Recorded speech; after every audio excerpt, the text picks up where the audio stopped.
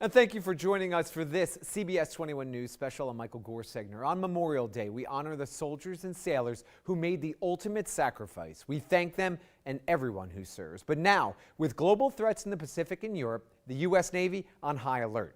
Scattered around the world, nearly 350,000 sailors stationed on more than 300 ships, including 11 aircraft carriers, 92 cruisers and destroyers, and 68 submarines. The U.S. Navy is one of the largest in the world. And tonight, U.S. Fleet Forces Command in Norfolk, Virginia, opening its doors to me to give you a rarely seen look at the technology, personnel, and hometown heroes.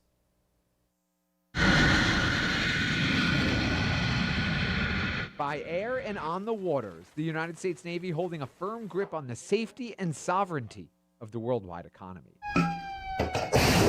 We're on the sea, we're under the sea, we're on the land, we're in the air. We really cover a large swatch of our planet.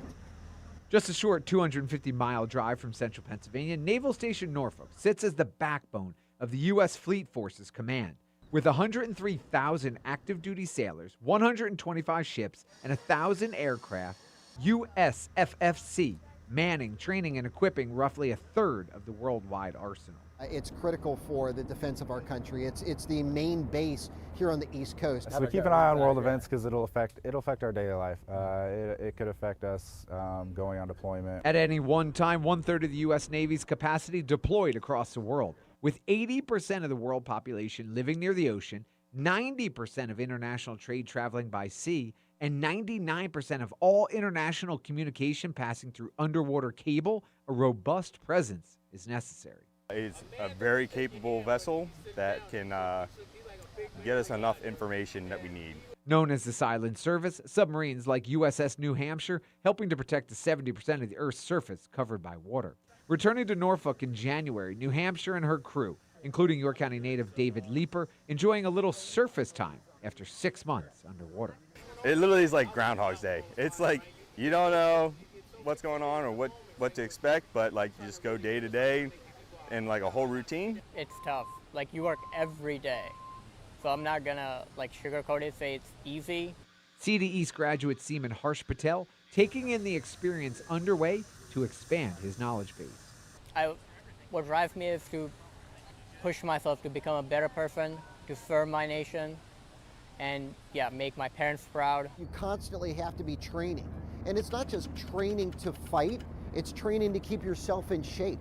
It's training to educate yourself so that you are constantly learning and better than your adversary. It's not normal for people to kind of do the things we do. Those abnormalities, like spending weeks underwater in tight confines of a sub, are key to the success of the Navy. Every sub in the U.S. arsenal, nuclear-powered, meaning the boats never have to surface, except to get food for the 130 sailors aboard. In comparison to China, U.S. subs, a huge advantage right now. To central Pennsylvania is key to the code. I just want to gain experience, knowledge about how the Navy works, and experience many different places. The sailors are our secret weapon.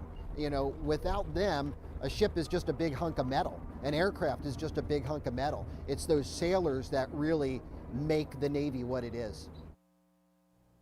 Now, when the sailors head off on deployment, many times they are attached to a carrier strike group. At the center of the group, the aircraft carrier. Think of it as a Mr. Potato Head. Now, the aircraft carrier and its 5,000 sailors, that's the body of the potato. Start adding parts, like a cruiser, a few destroyers, how about an air wing, or maybe even a submarine, and then the entire body or group fills out. Still, the carrier is at the center of the group with a single goal of launching and recovering aircraft. I got the chance to go inside the cockpit with the real-life Mavericks and Goose and the team behind getting those FA-18 fighter jets in the air.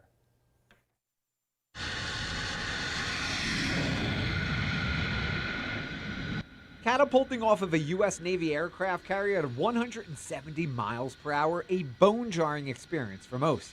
But for these naval aviators, it's just another day at the office. This is insane. This is a rocket ship. This is the coolest thing I could ever do. As a little girl, Lieutenant Nicole Burdett had sky-high dreams to be a veterinarian. Only after purchasing a Groupon to learn to fly a Cessna did the FA-18 pilot consider getting her naval wings. why drive a school bus when you can drive a Ferrari? So that kind of drove me right to the Navy of when else am I going to get the ability to fly a Ferrari, and this is it. But before flying nearly Mach 2, which equates to about 1,200 miles per hour in the FA-18 Super Hornet, naval aviators pushing the boundaries of education. To enter the pilot community, a bachelor's degree is a must before heading to officer candidate school. After 2 years of flight school, the Navy then helping to determine which pipeline a pilot will travel before settling on a specialty. For me, I'm getting to see the world. I get, a stable life for my family. So for me, I love what I do. Flight operations aboard a naval aircraft carrier can be described as controlled chaos. More than 70 aircraft normally on this deck. Right now, a quiet, serene setting this early in the morning. However, this ship has the capabilities to launch aircraft every 30 to 45 seconds, getting them in the air, making sure that the Navy is ready for anything. Jets will break, we fix them, and we get them back out, and that's our sole mission. Before jets can launch from the deck of USS Dwight D. Eisenhower or take flight from Naval Air Station Oceana, a bustling team of ground personnel making sure the aircraft are fit for flight. It requires a crew to fuel them. It requires a crew to overlook them completely. We have ordnance men that upload whatever type of ordnance. With around 3,700 aircraft in the fleet, the U.S. Navy, the second largest aviation unit in the entire world behind the U.S. Air Force. In fact, an aircraft carrier like the Eisenhower, or Ike as it's affectionately known, and the 5,000 men and women aboard the ship have one single purpose: launching and retrieving aircraft. I like being out there. I like the environment. I like the intensity. I love the view. I'll never get tired of it. I love the sound of the aircraft rolling. I mean, it's one life I love to live. You're constantly evolving, and when you think you've become a really good pilot, you hit the next level of training. While the training might evolve, a pilot's call sign generally is picked a few months into flight school and sticks for a career. That is, unless a change is warranted. So my call sign was originally Sweet D. It's actually Disaster now. Due to some unforeseen, very unfortunate circumstances on deployment. Not lost on these men and women the importance of the mission, the safety of the country and the $65 million aircraft, and most importantly, the joy of doing what they love for a living. So you don't have a whole lot of time to just look out the window and go, wow, I'm flying an F-18. But once in a while, those flights happen, and you're just sitting there looking out the window going, oh my gosh, I'm flying an F-18.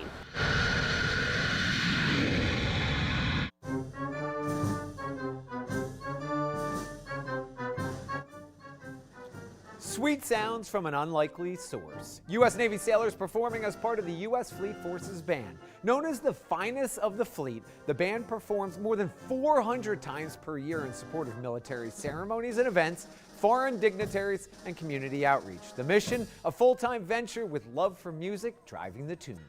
Well, let's be real, those instruments are pretty old school. You've seen them all before. What you haven't seen, though, is the new technology that other sailors get to use each and every day. A gunfight erupts on the open waters. U.S. Navy sailors protecting the country's assets. A real-life scenario playing out on the big screen. Technology has improved our training drastically. During the simulation, 5 sailors being put through the paces. A small boat armed with 250 caliber heavy machine guns fending off the enemy.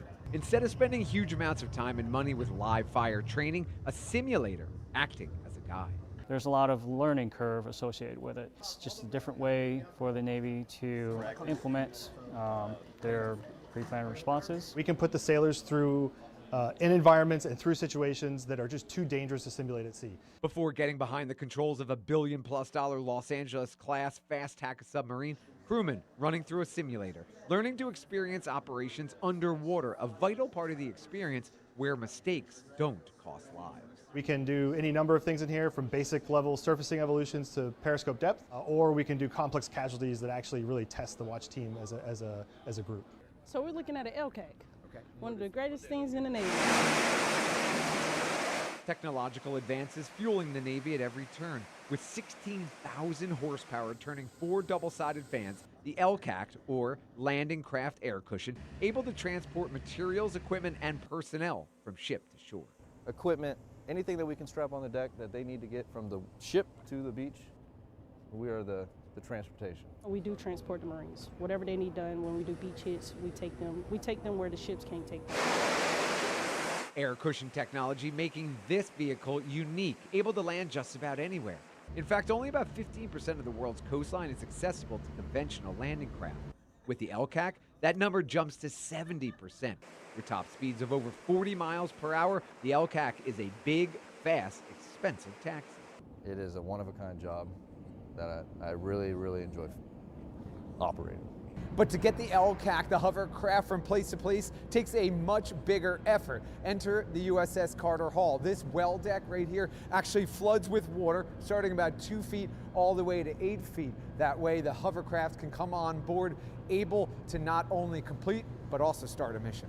So this is where we launch and recover our landing craft. With a motto of working for peace, ready for war, the USS Carter Hall, a dock landing ship, tasked with transporting Marine personnel, landing craft vehicles, and cargo to forward position. Our offensive capability is our ability to take Marines from the sea and put them wherever they need to be on land.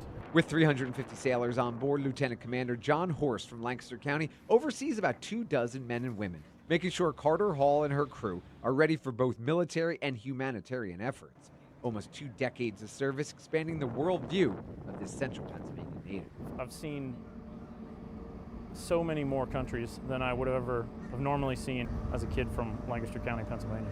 A piece of central Pennsylvania graces the waters at Naval Station Norfolk. Commissioned in 1991, the USS Gettysburg just finished an 8-year overhaul and is once again seaworthy. I got to go inside the guided missile cruiser and see firsthand the tight-knit relationship shared between the sailors and the Gettysburg community.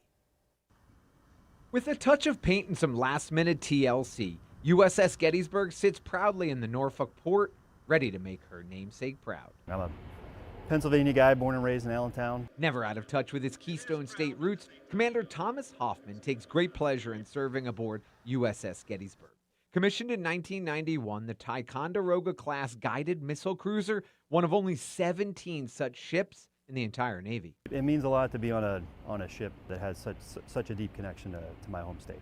It's just a great relationship. We're telling each other's story and we appreciate each other very much. Around every corner, it seems, on the 32-year-old vessel, the history of Gettysburg on full display. From the signal bell to placards to the burrow shield covering the rope lines to keep the critters out, the prominence and story of Gettysburg runs deep. We take that very seriously here and understand what we represent when we wear a ball cap that says Gettysburg on it. Aboard the USS Gettysburg, plenty of homages to the Battle of Gettysburg, including this, a print of the cyclorama. The 1880s print was actually given by the Gettysburg Foundation to the ship, and then they enlarged it, putting it here in the best deck, not only for the sailors to see, to be part of the ship's history. It is an opportunity for Gettysburg to extend itself literally around the world and tell the story of Gettysburg. Despite being over 250 miles from her home port of Norfolk, the borough of Gettysburg deeply committed to the long-standing relationship. Inside Borough Hall, USS Gettysburg hats, pins, and even a cookbook proudly show off the commitment. I came right out of A school to the Gettysburg. I told my mom, I'm like, I'm going to the Gettysburg. She's like, oh, that's cool. You're from Pennsylvania.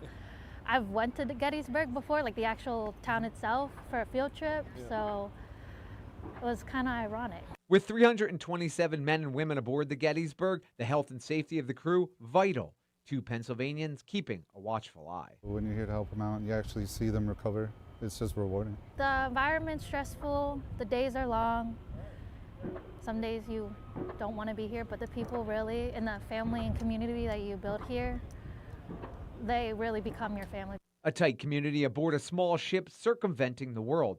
And when this vessel pulls into port, Pennsylvania pride shines. The sacrifices of the warriors in 1863 displaying the history, while the current crop of sailors making the world a safer place every day. Going around seeing the world, different cultures and whatnot, it definitely gives you a broader view of just how diverse the world really is. Just trying to do the borough of Gettysburg proud.